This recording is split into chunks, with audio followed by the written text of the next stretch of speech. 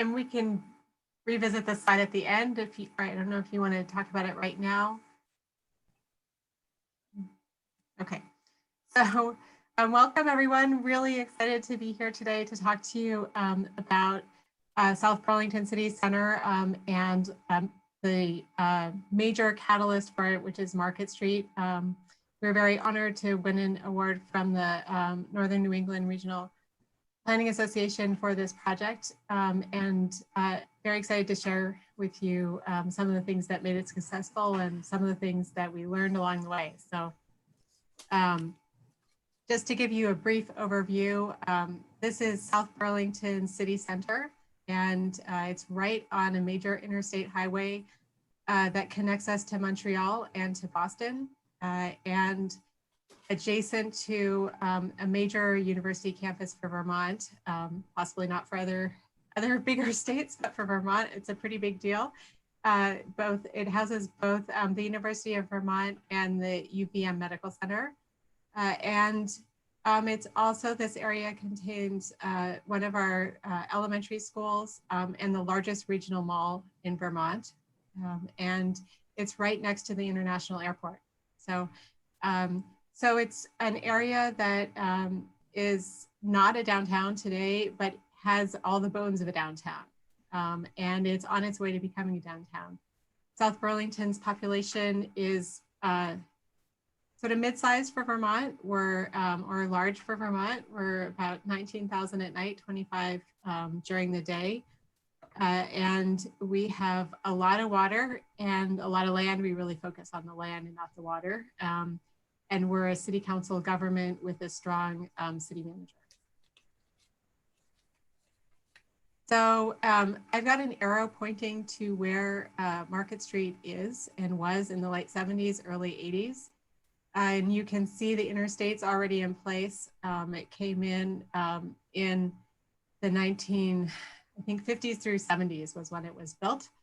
And so a lot built up around that interstate, and you can see where we were headed. And so I'm going to let Paul talk about the planning that occurred to get us to where we are today. Thanks, Alana. Well, yeah, as you can see from that last slide, it's kind of amazing to see, especially the south end of City Center, and how it was really an area for trucks and vehicle repair and all that kind of thing, and really a very typically suburban environment. There's a long history of South Burlington looking towards its future and looking towards having a downtown. And I actually see on the presentation today is Jane LaFleur, who was one of was our planning director in the 80s, and led us through the very first part of making this a reality. So hi, Jane. The 1975 City Comprehensive Plan posed sort of as a rhetorical question, should South Burlington have a downtown? And that was sort of the beginning point of almost 40 years of getting to this point. Prior to that, South Burlington, like a lot of communities around Northern New England, is next to the city of Burlington. It was the same municipality in the 19th century, and then a disagreement over water and sewer led it to becoming separate municipalities, and it was the farm community for several generations after that until the 1950s, and the same story we've seen in many communities all around the country of strip development followed that. So following that very first plan that posed as a rhetorical question about a downtown, the subject really was strengthened over the next 6 or 7 years. After that, the next comprehensive plan affirmatively stated the question as a statement. And in fact, in the early 80s, we saw the first major development that was approved in this area and actually laid out what later became Market Street. It was called Corporate Circle at the time, and it was a futuristic 80s design, I guess is probably how to best describe it. But that really led the city, through the work I said again of Jane, to do the very first design workshops to put in zoning that really looked towards and required new development to be up against the street, parking to be in behind, put in pretty strong design standards. And that was the first real piece of the puzzle. And we began to see some development taking place in the area. It wasn't fast-paced redevelopment taking place, though. The market conditions weren't there, and there wasn't really a catalytic project to really kick things off. And so fast forward to the late 90s and early 2000s, and the city was very fortunate to be able to receive two significant federal transportation grants that Alana will talk about in a little bit. But those really to rebuild Market Street, and that really allowed the city to take, again, a lead and to make significant investments in the planning side of this. So following the receipt of those grants, we did a number of charrettes, both on the design of City Center, the area around it. As part of the environmental assessment that was required, we essentially developed a master plan for that area. A few years later, in 2011, the city decided to embark on a redo of the zoning, and one that would focus on streamlining the development review and also expanding the applicable area. And I'll talk about that a little bit later in this workshop. But that was sort of the next key piece that kept this in the public's mind and helped us to move forward. Several design workshops. Ultimately, a form-based code was adopted in 2016 that we'll speak about in a few minutes. But I think, the big picture of all of that was that this was kept in the public consciousness very actively for years and years. Okay, can you move forward to the next slide? Alana's going to speak about the projects that we have done, but there are a lot that remain ongoing. We are in the midst of redoing how we measure transportation in this area to really focus on incentivizing pedestrian-oriented design and tools to reduce vehicle usage through our zoning. We're undertaking a major streetscape project along Williston Road, and we have even bigger and more ambitious projects of designing a bike ped bridge over the interstate to connect the University of Vermont and all of Burlington more efficiently and more effectively for users right into city center. So the form-based code, as I said before, the regulations that were put in place in the 80s really put together a strong design palette. The city decided to undertake an update to these, largely keeping the same principles in place of pedestrian-oriented design, but with a couple of specific objectives in mind. One was to streamline the review, and so almost all new development that takes place in the city center of all scales is now an administrative review. We found that while the design review districts were producing high quality, they were also an obstacle to development in some ways, in terms of developers who had choices as to where to pick to develop were finding that they were choosing other places because they found this to be somewhat of a heavy lift to get through this process. And we wanted to, alongside a lot of work that we've all been doing, kind of flip that on its head and say, how do we make this the easier place to do development, but also retain the quality? The second big goal that we had in installing a form-based code was to greatly expand the applicable area. So the original design districts applied in the heart of city center where Market Street is, that Alana will be speaking about, but it didn't apply to the areas of the University Mall. It didn't apply to the adjacent Williston Road, which is our sort of vestige 1950s and 1960s strip development. And so this allowed us to bring all of that area in under a single code, obviously acknowledging the many nonconformities that it created. Thirdly, it allowed us to bring in some new tools, things that hadn't been necessarily part of the original thinking. And I think the most notable of those was a our first ever requirement for inclusionary zoning, so that a portion of all new development residential needed to be affordable, which was a big priority for the city. And then lastly, this wasn't necessarily a project objective, but I think it became a project component. We had a pretty large committee that was stewarding this through, and included landowners, developers, interested citizens, board members, and it really sort of refocused and everybody's attention onto City Center again, and it brought some collaboration to the table that I think there had been a little bit of an us versus them feeling before that time. And I think this, even if the end results were similar types of development, it had been sort of vetted by a group that was not always in this of the same mindset. Here's just a few of the graphics that we have. Our form-based code is similar to many other communities. We have a T3, a T4, and a T5 district. Our T5 district is a portion of Market Street, and it's the only place where we dictate use at all. On the first floor in our T5 district, we require it to be non-residential. Everywhere else throughout the T3, the T4, and all upper stories of the T5, we are agnostic to use. We flipped our zoning on its head for City Center with the form-based code to, rather than have a table of permitted uses, we have a very small table of prohibited uses that applies to each district, and otherwise everything is permitted.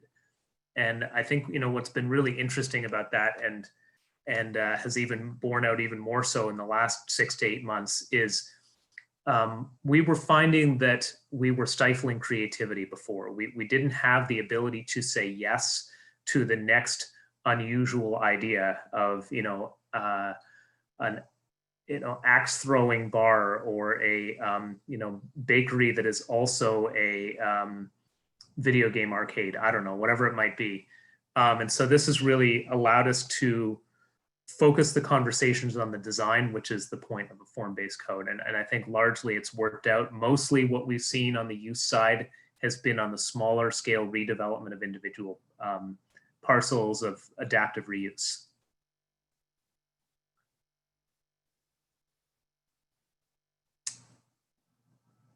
So what we started to see, and I'll speak about this later on, but I'll just sort of wrap up by saying, here's Market Street on the right. If this had been a sunnier day, you can actually see some of the Green Mountains from here, which is pretty spectacular. This is the view from our new City Hall currently under construction. And it is a view to one of the very first buildings built in City Center, which is a Champlain Housing Trust, 60 units of affordable housing. And what's maybe most exciting about this project, other than its form, is that it is the first, it's one of the first, and certainly the first in a couple of decades, projects that Champlain Housing Trust has built that includes 4-bedroom apartments in it. They're an affordable housing provider, and so there's actually a component of this that is really family oriented. There's several 3 bedrooms, some 2 bedrooms, and a handful of 4 bedrooms, which is really, really exciting to see. And on the grand opening of this day, we were able to see a large contingent of kids running in from the nearby elementary school and just charging in to go home until they discovered that there were French fries on site, and then they redirected themselves. But this is about people, and it's about community, and that's what's really exciting about this. So. Yeah, and I would just add to that this housing developer took 2 of those apartments and made it into one because they had one family that had a lot of kids and needed a lot of bedrooms. So it's been a real success. So as Paul has started to expand on, it's a big story and we have a lot of small pieces, and we wanted to share with you some of our transferable elements from the project. So in the big picture side, we've had ongoing commitment, which I think Paul has spoken about over many, many, many years from the political side. So our council has successively passed, and not successfully, but successively, and then also successfully has multiple comprehensive plans that alluded to and then developed the concept of city center, multiple iterations of zoning and improvements to zoning. They established a reserve fund. I'll talk about that a little bit more later, but they created a reserve fund that was committed to develop projects in city center. And they did it at a time that was very difficult for them.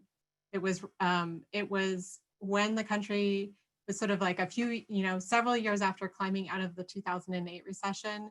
But it was also at a time when we discovered that there were some accounting issues with our finances. So there had been some hard choices made in the prior years related to staffing and other things in order to rectify those errors. So they've showed a lot of commitment in setting aside funding and becoming at first a little bit, but then a larger amount over time.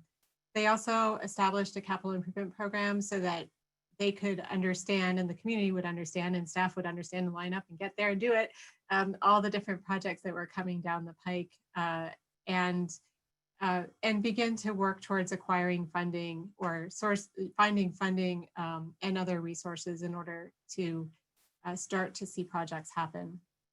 But they've also, when we've come in with the projects and taken them out to bid and brought them forward, and each project has multiple contracts and steps to it.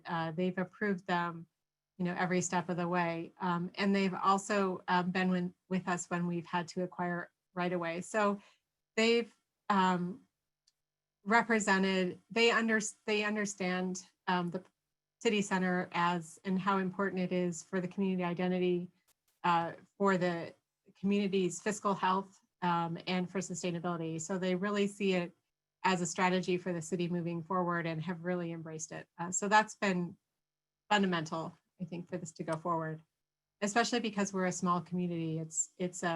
For our community, it's a big project to take on. I think a second big thing is that for Market Street and generally for City Center as a whole, the funding comes from many sources.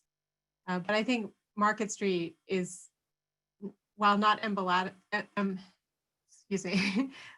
emblematic of all the projects. I think when you're talking about the first project for a big initiative, this project, the funding sources for this project really demonstrates what can be needed in order to allow the community to embrace a big commitment like this. Because this project cost $9.2 million when it was all said and done. And when we started out with a $1 million earmark. And we started out with a $1 million earmark nearly 20 years ago.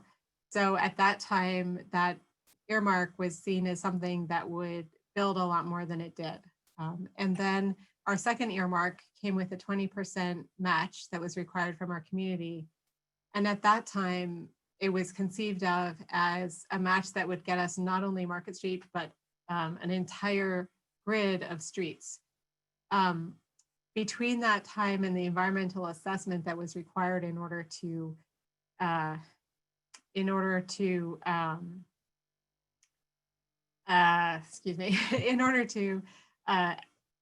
give the project a green light to go forward because it was federal funding, everyone sort of had to take a step back and realize that the original two earmarks may or may not cover Market Street, but would definitely not cover a grid of streets. And so at that point, and that point was right about when we were dealing with accounting errors and shortfalls and so forth, was when the city had to make a decision about moving forward with the project and how we were going to find the funding. So at that point, the reserve fund was set up. The city had an impact fee fund that had been established and had included City Center. So that was always contemplated as a match for the original earmark.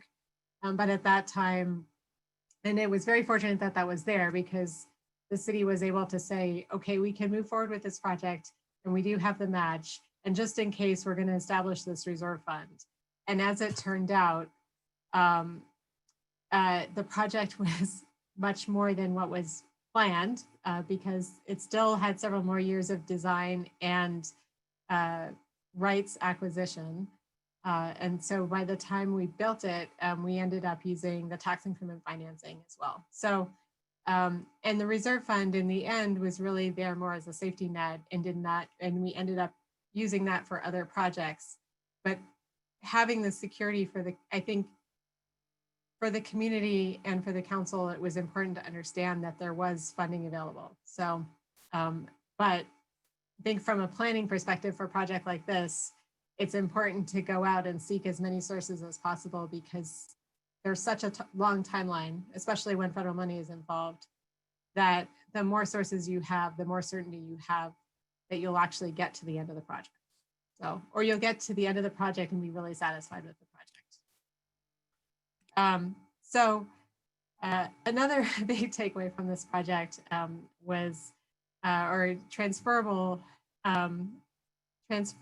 practices would be our public outreach. We started out with a plan and we had a lot, a multi-pronged approach for the outreach. So we had online, we had workshops, we had a lot of feedback loops, we had information in the lobby, and we collected a lot of information and we engaged a lot of our committees, or many of our committees and many members of the community in this project. We had, as you can see, we had a lot of public input on the actual design of the street. And we had a lot of different ideas that we threw out at people. So, in some versions we had just a cycle track, and some versions we had outdoor seating that was extremely popular. We threw back in parking and regular parking. We had parking in the middle of the street. So there was, we sort of went all out in terms of trying to figure out what we were going to do with this 80-foot street section in order to make a really big impact when it was built. And we ended up finding out that our community is very passionate about off-road biking. There definitely was an acknowledgement at that time that we're moving away from in-street biking to off-street biking. And also, as mentioned earlier, cafe seating. So in our 80-foot right away, we couldn't do both of those. So we ended up with shared use path. Another big thing to come out of the public outreach was this comment from Michaela, age 7, that she would like a duck pond. And so we really took that and ran with it. As you'll see, we ended up with a major duck pond. We had a lot of, we had a pre-existing roadway that had been developed by the developer in the 80s. It had a dirt surface and curbs and an entirely plugged stormwater system. And so we had to take this roadway that was developed in the 80s and bring it up to today's stormwater standards and meet the state of Vermont regulations for stormwater. So in order to do that, we ended up with a fairly large duck pond, as you'll see. So another big principle was accessibility. The nice thing about this street is that the topography is really flat.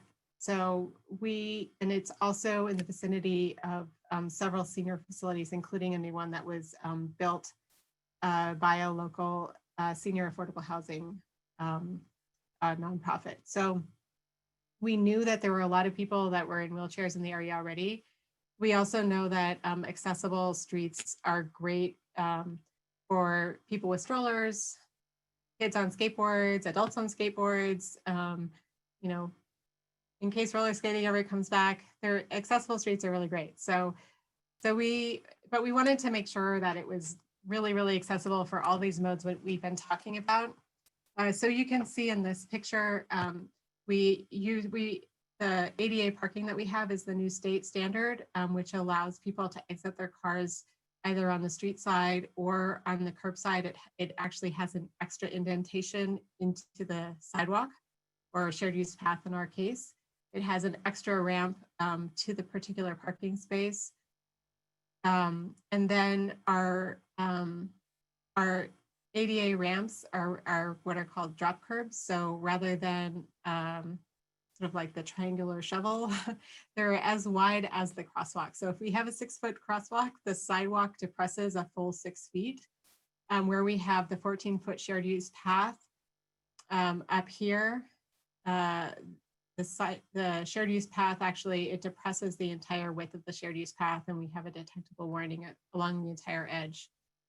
The other thing that we did is that what would typically be an ADA ramp would have a much steeper slope.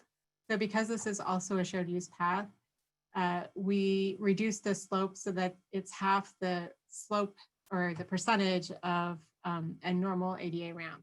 So that it just helps people with mobility, whatever you're using to get around. It's less of a tripping hazard and less bumps if you're riding your bicycle or in a wheelchair, and just easier to navigate. So, and this shows a drop curve up close, and sort of what the experience is. And we did end up, this is a mid-block crossing. And so we did end up putting mid-block crossings in the street where there were sections that were quite long.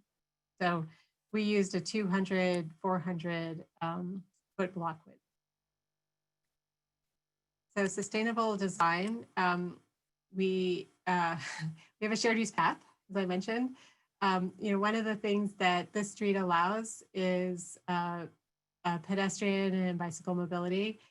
And if you remember from the first slide, this entire area is surrounded by neighborhoods, and there's an elementary school in the middle of it. So the other day I was out at the job site for the library city hall, and I saw about 20 kids and a guy on a bike and some parents walking.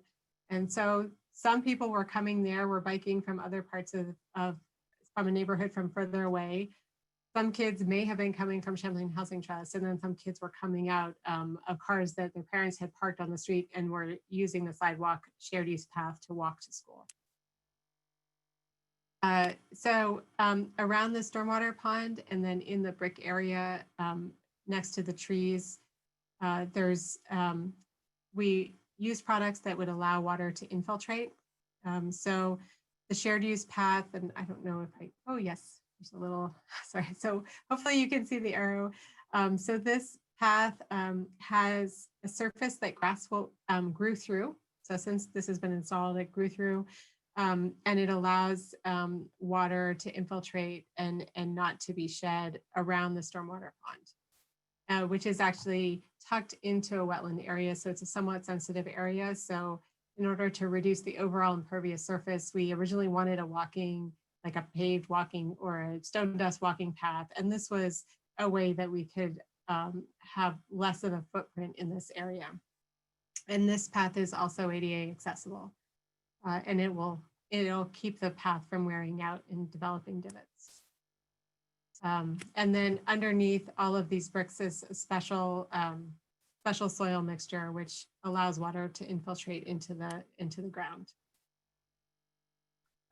We also invested in, these are $16,000 trees or $8,000 trees as our landscaper said, but essentially the trees have what are like milk crates underneath the brick, and that gives the trees just barely enough soil volume so that they probably will not die at 30 years, which is typical for urban trees. So we really wanted these trees to get big and tall and strong.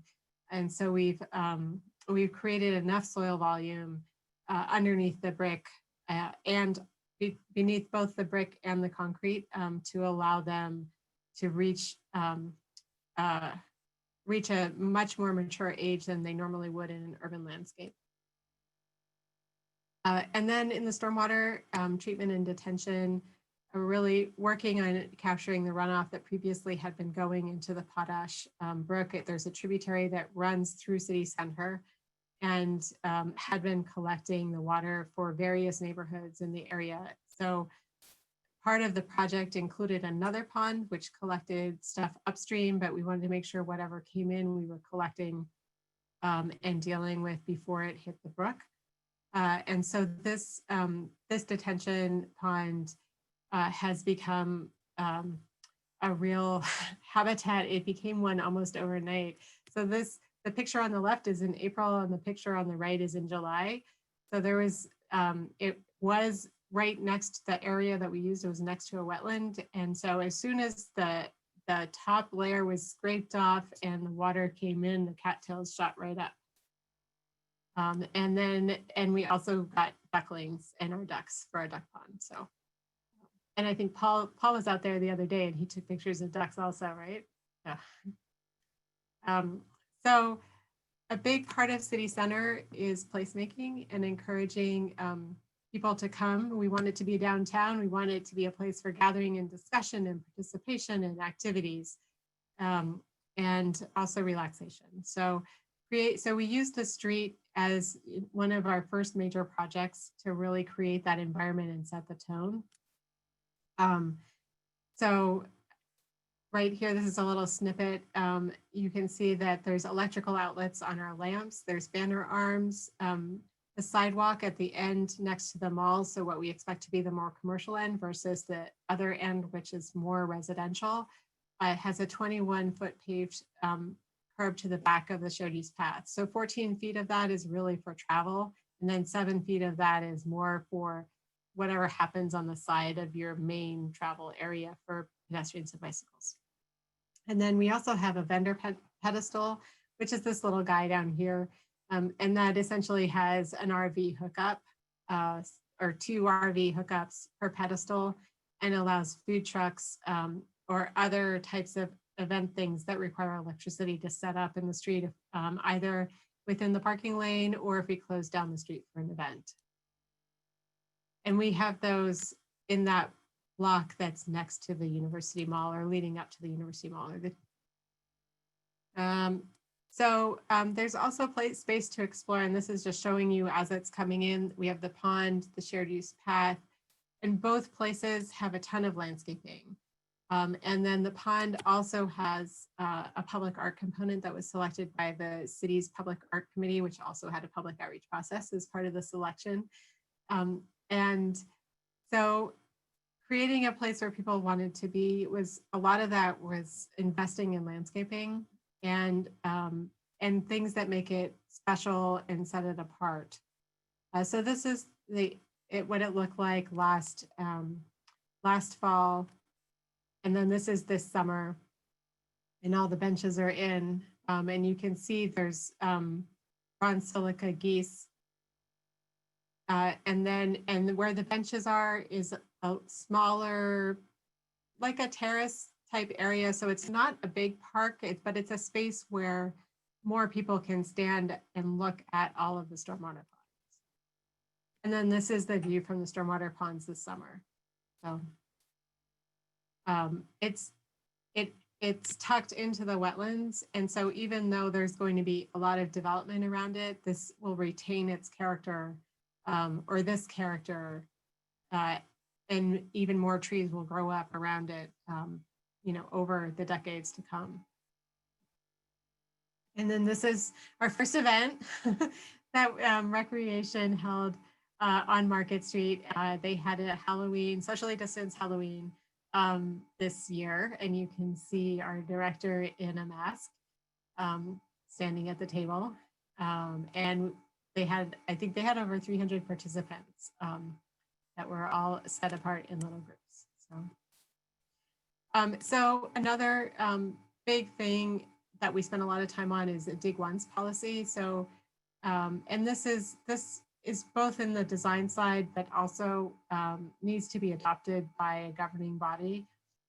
And what that included is a lot of planning and studies as part of the project to make sure that we had everything underground so that we didn't end up with utility cuts. And if you're not familiar with utility cuts, it's when you're driving on the road and there's a section of the asphalt that has a square or a circle that has been cut before and starts sinking. And that's really what leads to road deterioration and potholes and bumps and other things. That really accelerates the process. And so we felt that it was worth it to avoid future disruptions, to focus on making sure that once we had built this road, we weren't allowing utilities to go in and start cutting up the road within a year or two. So we made sure that we had adequate water for fire protection. So we needed a strategy and a plan to make sure that once we went from what were generally 2-story buildings to 4 to 6-story buildings, that there was enough flow to provide fire protection on the upper stories. We worked with the electric company and the gas company, and I know we all think that electric wants to be in the middle of the road, and we were informed on no uncertain terms that they wanted the electric behind the buildings. So whereas the gas did want to be in the road, but then they wanted to be able to dig it up. So we had to find a place in the right of way where they could go in and dig it up. And we would, and we would be able to both provide the service, but avoid the disruption to the roadway. And then we also installed our own telecom vaults. In Vermont, we have, in South Burlington, we have multiple providers.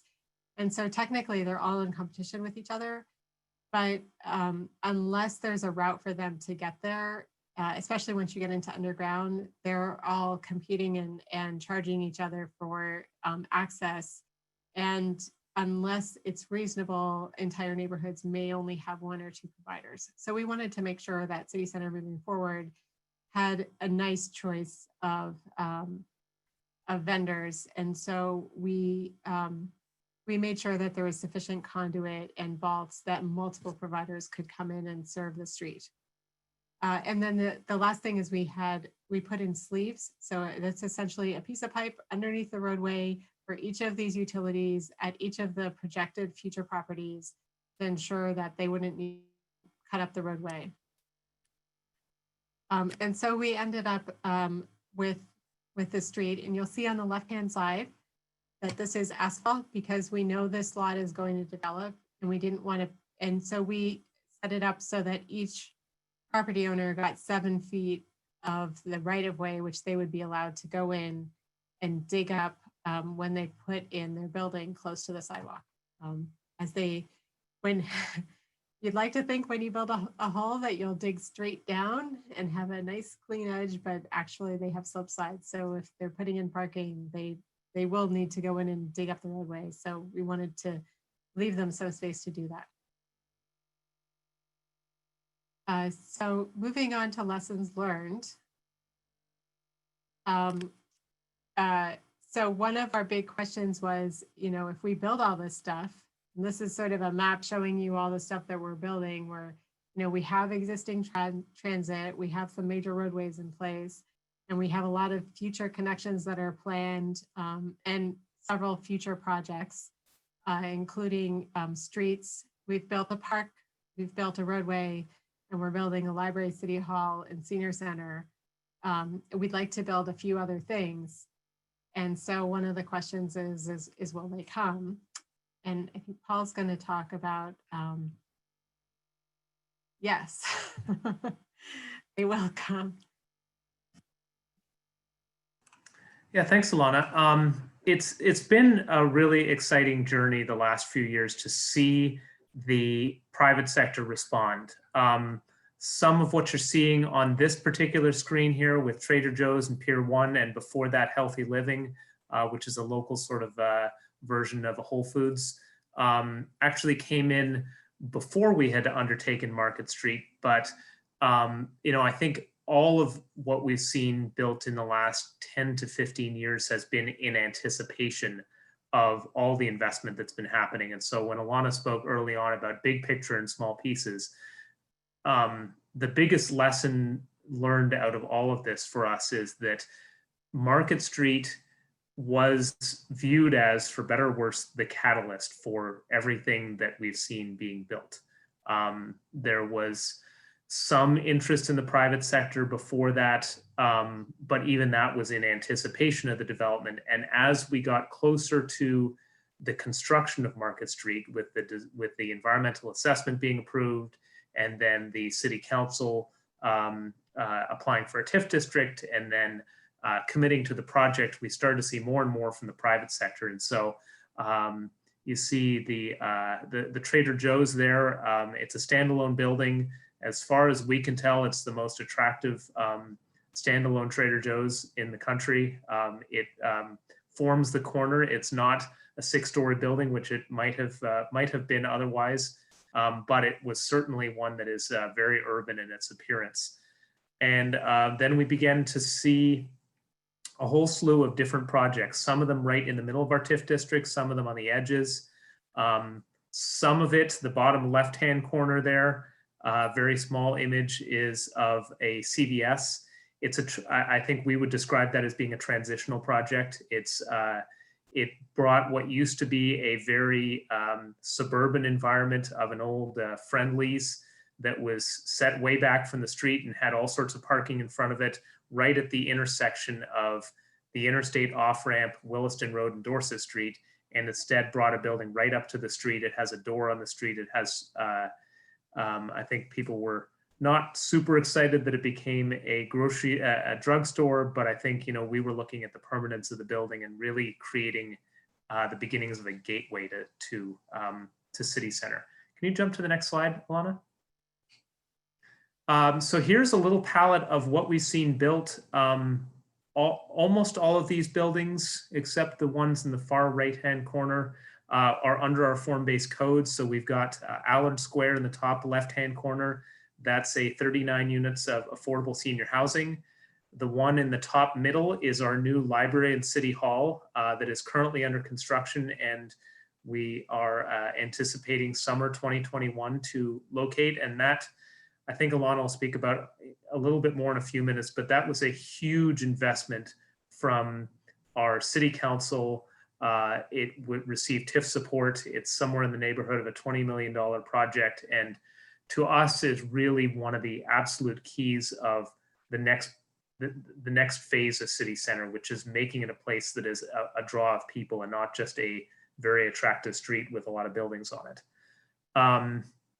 Over in the top right were some of our first buildings built in City Center, and they're a really neat series of triplexes that create a transition from a long-standing neighborhood immediately behind it and all around it that's largely single-family homes, and so starting to create that transition into City Center.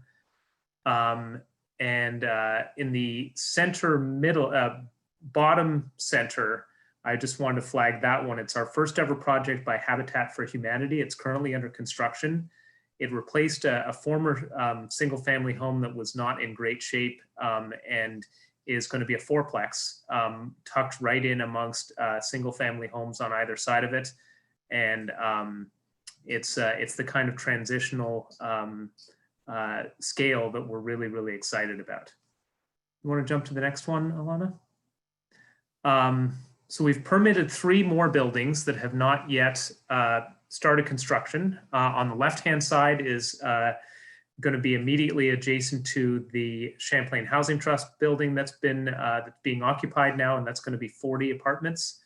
On the bottom left is a building that will likely be built in 2 phases, and it'll be our largest building, I guess, our largest residential building in the city, probably at 131 dwelling units and a cafe. And then in the far right, bottom right, we're really excited about this. This is right at the gateway of Williston Road and Dorset Street. Currently taking the footprint of the parking lot of an existing hotel to build a brand new 5-story hotel that really has strong street presence on all sides, including the interstate, where it's really going to be a gateway to the city, and not pictured there, but a substantial renovation to the existing Holiday Inn in behind it. So, these will all begin work when the market conditions are called for. We're expecting Dover Place to break ground in March. The other 2 we'll see as financing allows, but I know that the developers are really excited about it, as are we.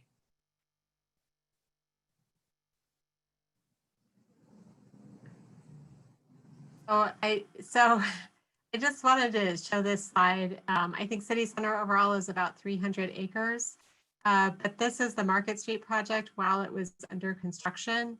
And so during construction, we had 4 different construction teams working for 4 different owners in the same space. Well, sort of 4 different owners. We had Market Street ongoing, the library, City Hall. In the background is the Champlain Housing Trust building that you've been seeing pictures of. And then the owner for most of the land here was undertaking street construction.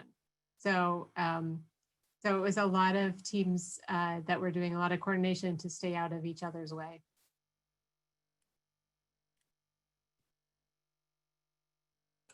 So Alana asked me as we were putting this presentation together, so what did we wind up getting as density in here? And what was sort of interesting to me was that I had to look it up, because one of the features of the form-based code was that for the first time in South Burlington, we just, we don't, because it's a form-based code and the way we designed it, there is no maximum density.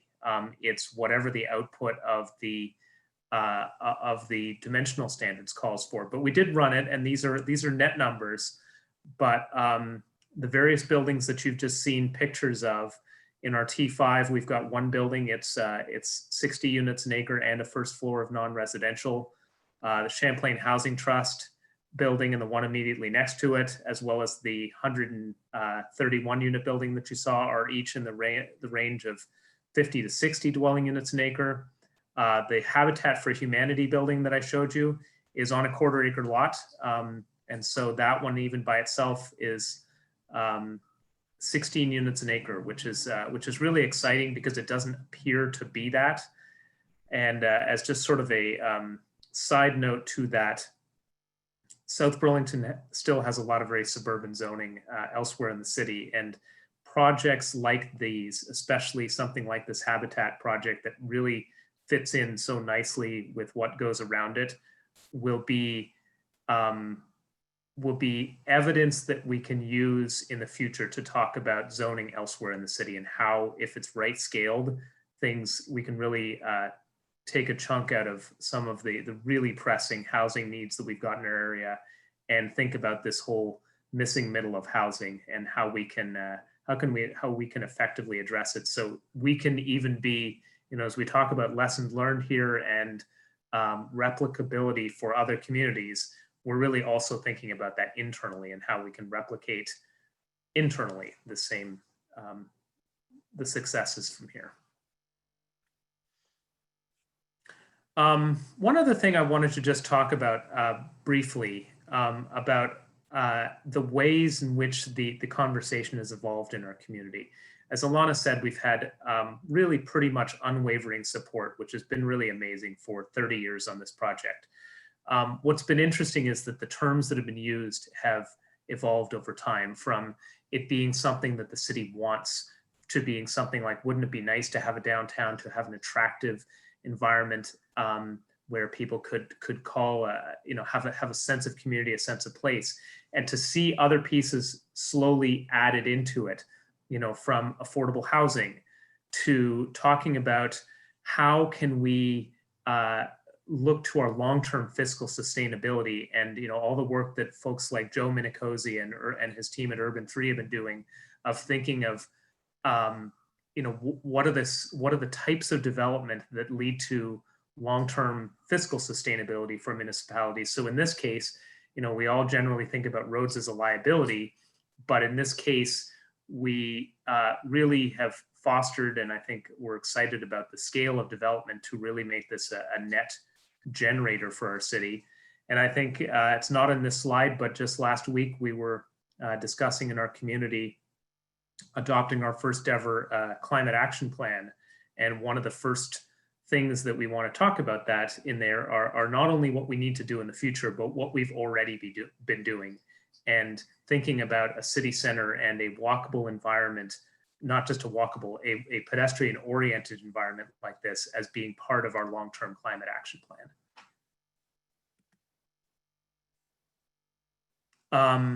I think another big lesson, or maybe not a lesson learned here, but I think something that evolved in this project was how we went from a really big picture vision to what was able to be built.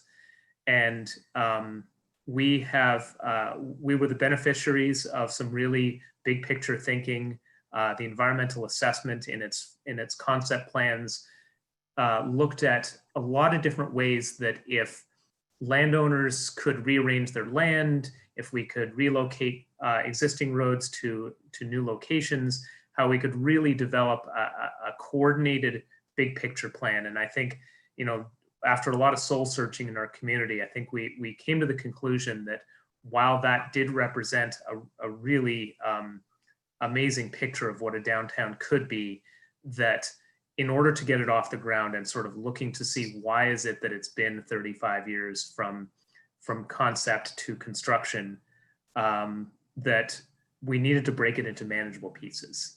And so I think Market Street was the key one of this, but many of the others are similar. The city was able to acquire land to build the City Hall Library.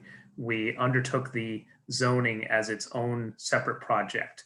Alana didn't talk about it very much, but immediately adjacent to here, we redeveloped a park using recreation impact fees that will eventually, in the next few years, connect right into all this. And so taking these as manageable pieces and working with the private sector where they are, as opposed to sort of where we wish they all were in terms of readiness for redevelopment, was what I think helped us to get to reality with this.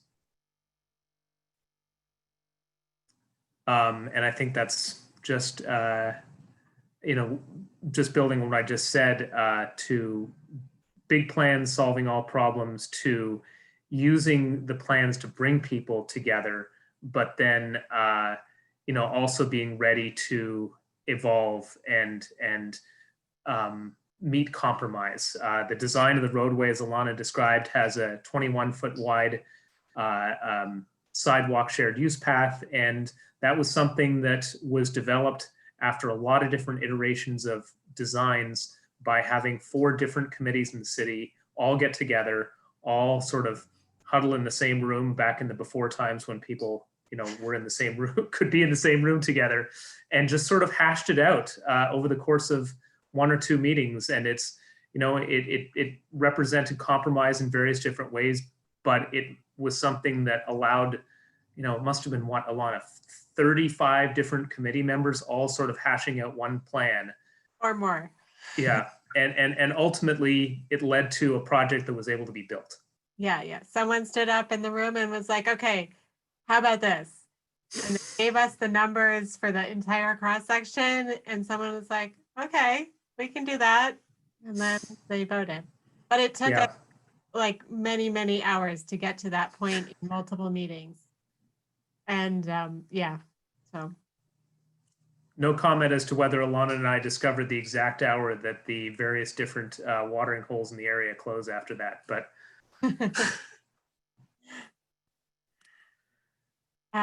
Yeah, so one of the great things about this is that even though we may not look like a downtown, it's the city center is being treated like a downtown.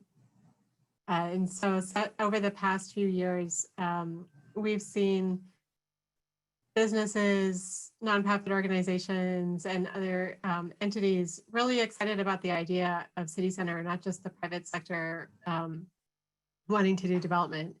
So people are excited to locate here, and providing services that you would like to see at a downtown, or maybe you're not as excited about, but are really important to the community. So,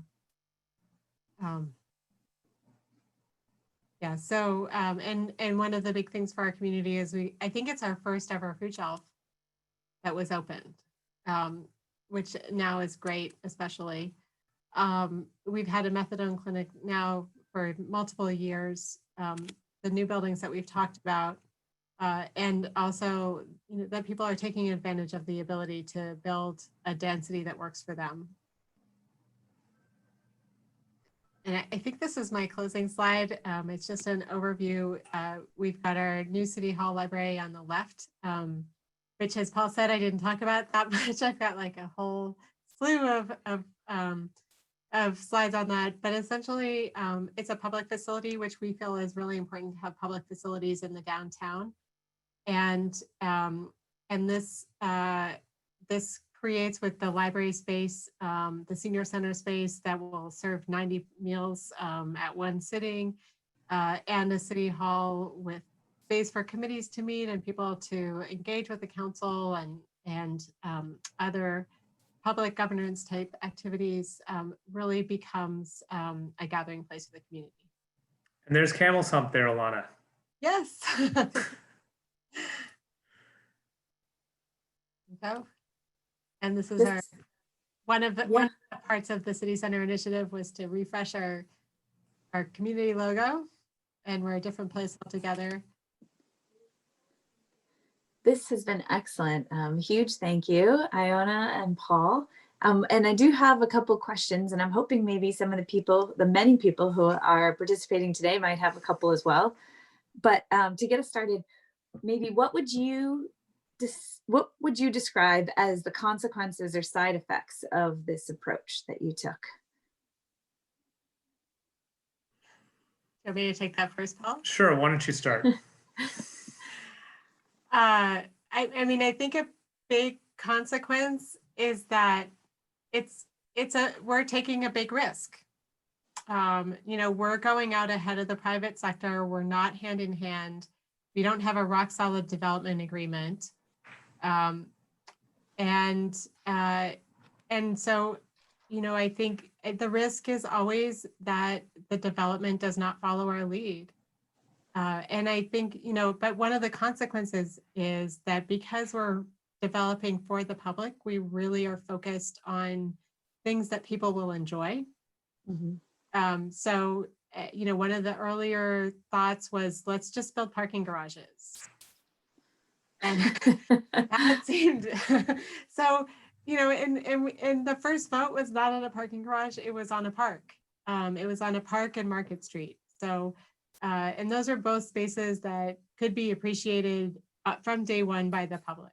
I think the thing I would add to that, Alana, is a consequence of choosing to take this in manageable pieces is that we don't have the answer to every single question out there. So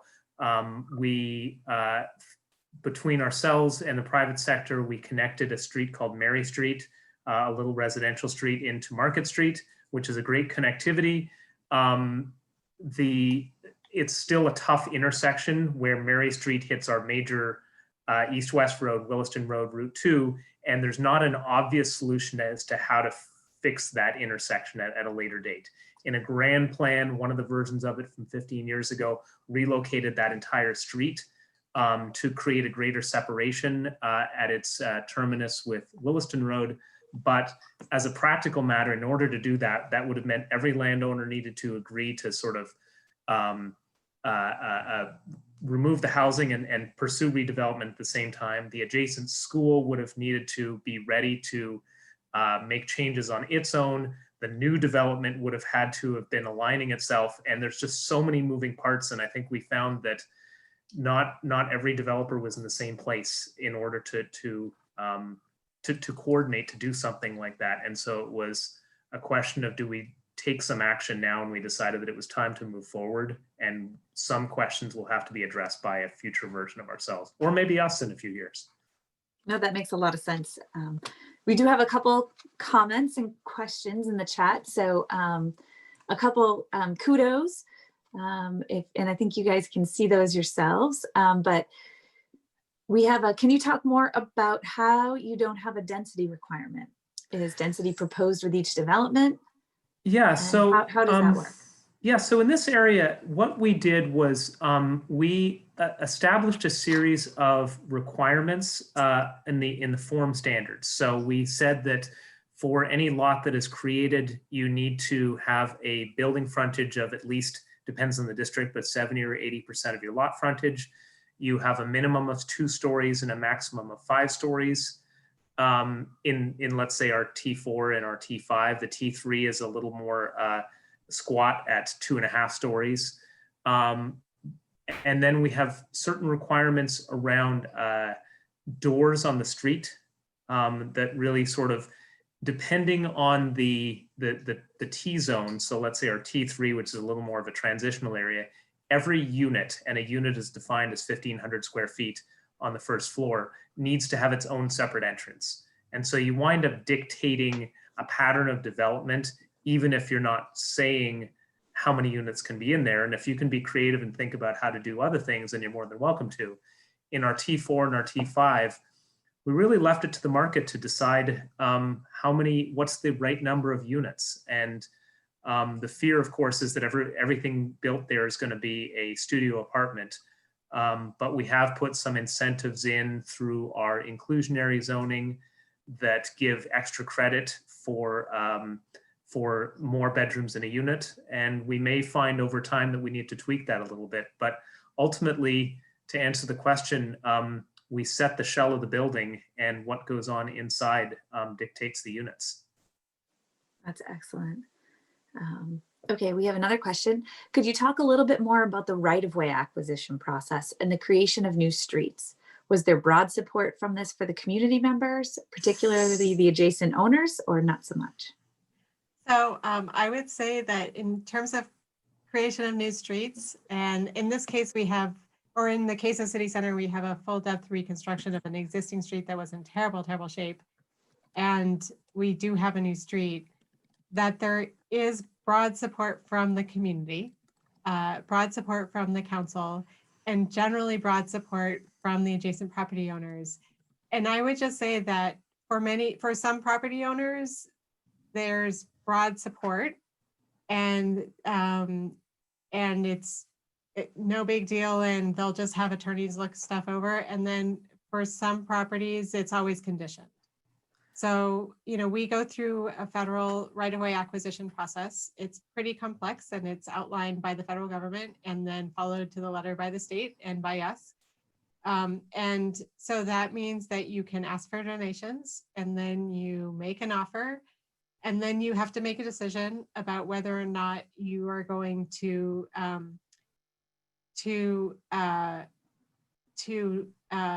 acquire the land through a court, or if you're going to negotiate to some type of an agreement. I would say that we've had a lot of support for the primary streets in City Center. The question that Colin raised, though, about other streets, that's been a tougher road. No pun intended. I think City Center is very different than talking about adjacent neighborhoods. Well, I even mean in City Center, that the idea of the primary roads, I think, had a lot of support to it, but the idea of very urban blocks of 400 feet, et cetera, there's still a lot of that to go in the future.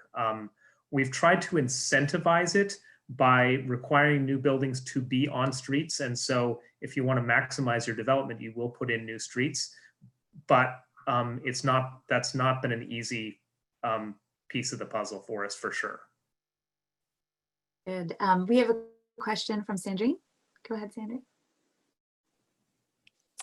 Yeah. Hey, everyone. Great presentation, Paul and Jana. I just had to come on live and say hi from Canada real quick. I'm glad I was able to jump on for today. Yeah, it's really great to see all the progress, certainly since my time in Burlington. There's been a few years already. Just wanted to jump on and say congrats to the South Burlington team. I think the progress is kind of amazing. It's really great to see. I can't wait to be able to cross the border again to see it live, hopefully sooner than later. But I also did have a question. Jana, you talked about some consideration on accessibility, certainly, on the street access to ADA parking and things like that. And I'm actually doing a lot of work up here for the Parliament campus in Ottawa on universal accessibility. So I'm curious to know if you also had other considerations or requirements relative to accessibility of outdoor spaces like parks or other things like that. And also perhaps for your library and City Hall, if you really thought about making sure that the facility itself is also accessible to everyone. Yeah, that's a great point. So, for the park that we developed, and also for the Stormwater Pond Recreation Area that's part of Market Street, all the paths are designed to be accessible. So they're wide enough for wheelchairs, and they're constructed of materials, even if they're packed as soil. It's like a specially engineered soil so that it will maintain its surface. And then where there's benches, we also wanted space for a wheelchair to pull over next to a bench. And just to make sure that everything was placed and designed in a way that allowed, whether you're in a wheelchair or crutches or other type of mobility, that there's space for you to maneuver. And then in the library, there's also, there's a lot of features for accessibility. So we have both hearing loops and Wi-Fi accessibility for hearing impaired. And then in rooms that are presentation rooms, there are also speakers, and some people who have hearing loss don't get hearing aids. So there's speakers to assist with understanding presentations. We've also, and this is, COVID really helped this, but the meeting rooms are now really wired for video and conferencing, so that will help people who may not be in the building to be able to participate. But then there are elevators, obviously, and then making sure all the widths and spaces are accessible, and then signage will have an accessibility component for visually impaired. So those types of things. Very cool. Awesome to hear about all those, especially now in COVID, how important so much of that is. We do have a couple other questions. One is, and nice to see you, Sandrine. One is, have you eliminated all the parking requirements from the I was hoping 1980s? somebody was going to ask a question about parking. So Planted by Jane. that wasn't a plant, but I appreciate it, Jane. So when we adopted the form-based code in 2016, what we did was we took sort of two pretty big leaps. Before that, under the former code, our citywide standards could be reduced by, I think it was 80%, but it had to be a waiver from the DRB, our Development Review Board. With the 2016 code, we put in three pieces. One, we said we lowered all the non-residential parking to a flat 2 spaces per 1,000 minimum, 1,000 square feet. We put a maximum on the residential side and of 2 spaces per dwelling unit.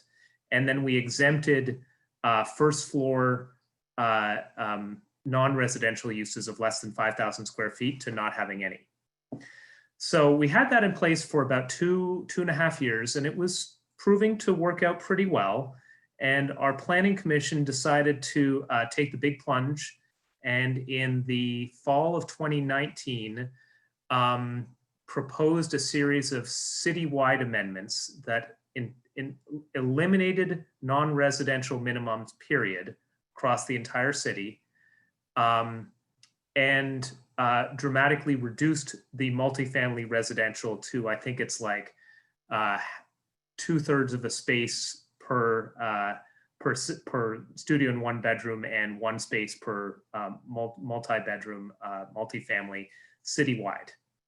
And that was not without controversy. Our entire Development Review Board actually opposed it, and our city council voted it 3-2 to adopt it.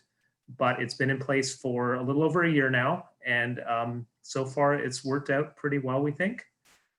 It's sort of taken out a lot of sort of what felt to us to be meaningless conversations of adjusting a site plan because they did a 300 square foot addition to their building, and now they needed to find an additional parking space, that kind of thing. And in city center, you know, for the most part, thus far, the private sector has the needs have been identified by the development community in terms of what they need to be accomplishing. And so they have still built, each of the residential buildings that's been built has included underground parking, which is not cheap, but it is effective, land effective, and the regulations largely require it to be that way if you want to put parking anyway. So yeah, that's where we are. Yeah, that's pretty progressive. That's very cool. Especially One very small lesson learned though, when we put in a blanket 2 spaces per 1,000 instead of our previously variable. One unintended consequence short term before we made the later correction was that some uses actually went up in their minimums. Things that were gathering spaces that used to be calculated based on number of seats inside and things like that, we unintentionally discovered that for a few months' time, we actually had higher parking standards for those kinds of uses. So that would be one like cautionary tale. We were really excited to put in a blanket number because it's a lot easier for everybody, but what we thought was lowering everything actually raised a couple. That's a good lesson learned there. We have another question from Matt. Can you talk about any challenges the availability of wastewater treatment capacity presents when compared to the vision for the full build out of City Center? Yeah, thanks, Matt. And Matt lives a few blocks away actually from the heart of all this. So it's relevant to him also. We're pretty fortunate in South Burlington for all of the areas where we do have constraints, of which there are many.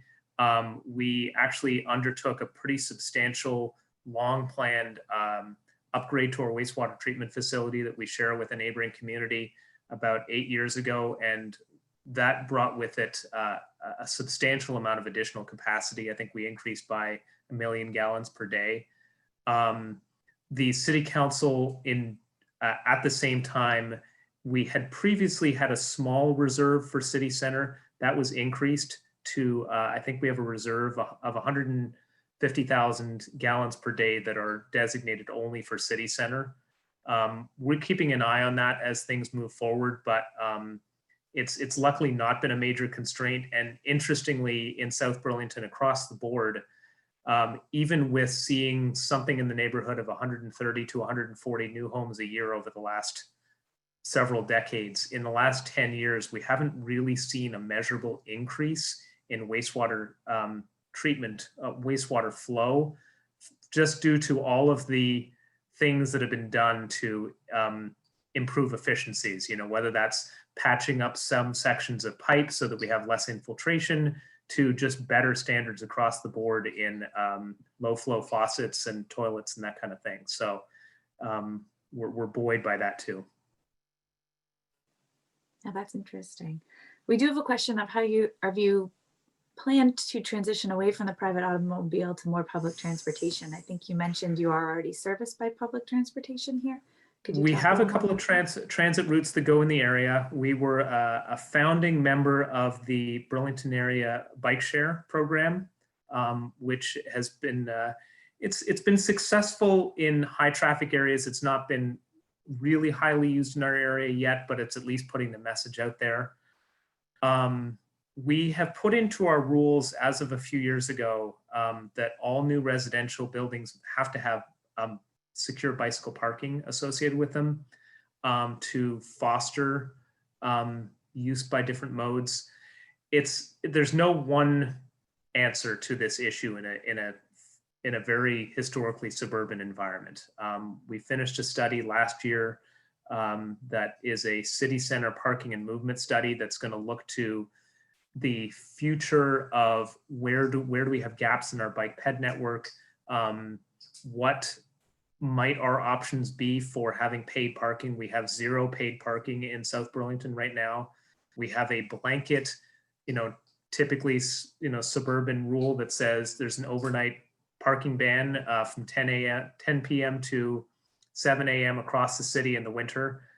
The parking and movement plan starts to think about how do we transition that? How do we start to think about, maybe in City Center, we eliminate that overnight parking ban, or we make it go from 1 a.m. to 6 a.m. or something like that. But it is very front and center in our minds. There isn't one simple solution to it, though. I don't know if you want to add anything to that, Alana, about streetscape projects or other, but. Oh, you're on mute, Alana. I think it's certainly something we're going to cooperate with the region on, but it's something that the Energy Committee is paying attention to also, and as the city works on the climate action plan, we all know that transportation is a big part of our energy footprint. And so, and one way that that's been recognized is lately, electricity providers in the area have been providing benefits for people who buy electric bicycles, for example. So I think, looking at different solutions like that, either locally or on a regional level, just to change the way or start to change the way how we think about transportation. One other thing I would add that's not something we're doing, but that we're tracking is the city of Montpelier has just about to embark on a micro transit pilot project with the Agency of Transportation, and thinking about, they're describing it as sort of Lyft or Uber for public transit. And, I think all those kinds of things are on the table for us. One great thing about a community that doesn't have a history of a downtown is that we're not constrained by the ways that it's been done before. That's a very positive spin on not having a downtown. I would also add that we do have two showers in our library city hall for use of staff. And I think all new buildings coming in will also be required to do that. Wow. Yeah. Very cool. In addition to the indoor bike parking. Yeah, no, that makes a lot of sense. And we have outdoor bike parking too. So. Well, I guess at this point, we haven't seen any new questions. I want to thank you both so much. This has been an excellent introduction, and talk about an epic project that has gone on in so many stages and small parts. And it's one thing we always hear is that people really want to see projects that have completed and really been implemented. And this has been a stellar showcasing of that. So thank you both so much. And there's lots of high fives and clapping around if you can see those. And then, I did just want to remind everybody, our next webinar is going to be January 22nd, same time, same place. And this is going to be a legislative update from each of the 3 states. And we would love to have you join us for that as well. Jared Williston, Ben Frost, and Alex Wyman will be giving that presentation. So look for information on that. I wish you all the happiest of holidays, and please be safe and stay well. And thank you so much. Thanks, Sarah. Bye. Thank you.